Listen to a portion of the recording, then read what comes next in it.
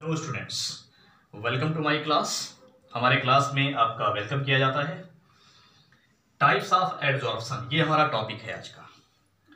हमने पिछले क्लास में डिस्कस किया था कि जो एडजॉर्प्शन होता है ये क्या होता है और इसकी थर्मोडायनामिक्स क्या होती है, इसकी मैकेनिज्म क्या है, सारी बातें हमने डिस्कस कर लिया था। हमने समझ लिया कि एडजॉर्प्शन क्या होता है, मतलब अधिशोषण के बारे में जो कुछ भी टॉपिक था हमने डिस्कस किया था कि उसकी परिभाषा क्या है, होता क्या है, उसकी क्रियाविधि क्या है, उसकी ऊष्मागतिकी क्या है, सारी बातें हमने कर लिया है। आज हम इस क्लास में बात करेंगे कि जो अधिशोषण है मीन्स एडजॉर्प्शन, ये कितने प्रकार का होता है। टाइप्स ऑफ एडजॉर्प्शन मीन्स क्या होता है कि अधिशोषण के प्रकार। तो एडजॉर्प्शन हमारा यहाँ पर दो टाइप का होता है।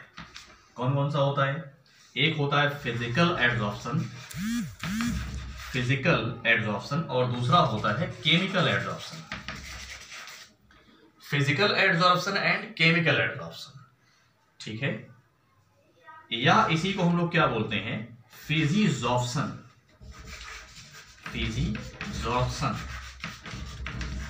और दूसरे को क्या बोलते हैं और करके? केमिजॉर्प्शन।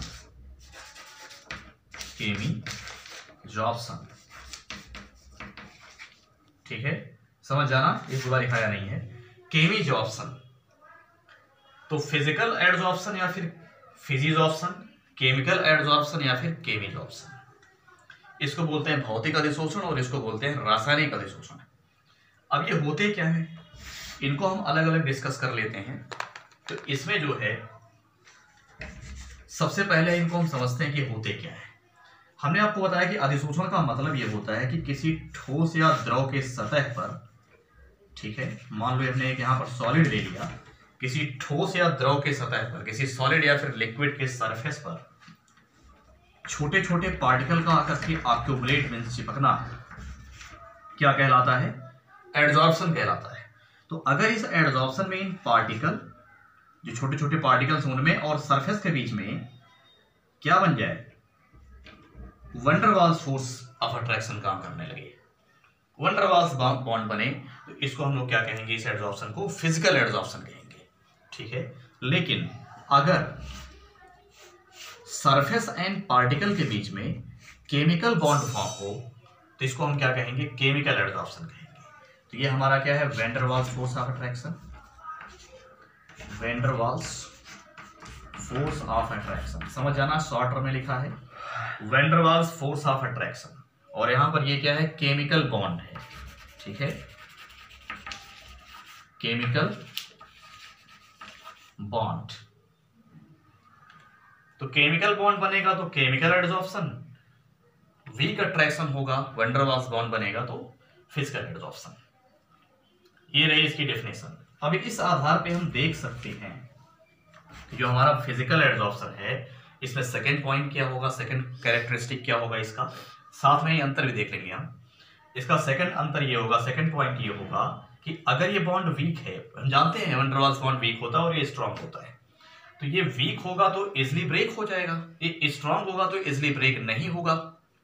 जब ये वीक है इजिली ब्रेक हो जाएगा, इसका मतलब ये रहा कि यहां प्रोसेस रिवर्सिबल होगा, मतलब बॉन्ड बनेंगे भी, बॉन्ड टूटेंगे भी, दोनों एक साथ चल रहा होगा।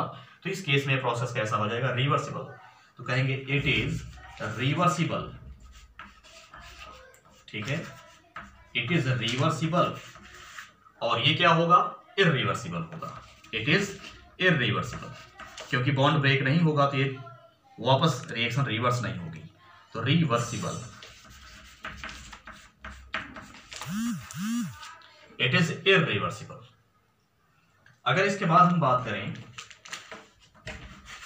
कि पार्टिकल चिपकेंगे तो कितनी लेयर बनाएंगे, यहां पे तीसरा पॉइंट देखेंगे, इसमें कितनी लेयर्स बनेंगी, कितने सतहें बनेंगी। तो हम जानते हैं जो सॉलिड है यहां पर ये फिजिकली इसको एब्जॉर्ब कर रहा है, फिजिकली अट्रैक्ट कर रहा है, और यहाँ पर एक केमिकली अट्रैक्ट कर रहा है। तो केमिकल बॉन्ड बनने के लिए पार्टिकल का डायरेक्ट सरफेस से कांटेक्ट में आना जरूरी है, और यहाँ कोई ऐसी खास बात नहीं है, डायरेक्ट कांटेक्ट में आएगी।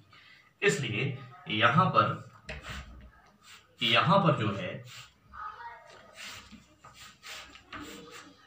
यहाँ पर एक लेयर ये बन गई, दूसरी लेयर इसके ऊपर बनेगी, तीसरी लेयर यहां बनेगी, चौथी लेयर यहां। तो ये मल्टी लेयर्ड है, ये क्या है, मल्टी लेयर्ड है, और ये क्या होगा, मोनोलेयर्ड होगा, क्योंकि एक लेयर बन जाने के बाद जब दूसरे पार्टिकल आएंगे दूसरी लेयर बनाने के लिए, तो यहां जो पार्टिकल आएगा उसका कांटेक्ट डायरेक्ट सरफेस से नहीं होगा, इसलिए आकर के वो इस पर एब्जॉर्ब नहीं होगा। ठीक है, तो ये मोनोलेयर्ड है और ये क्या है, मल्टी लेयर्ड है।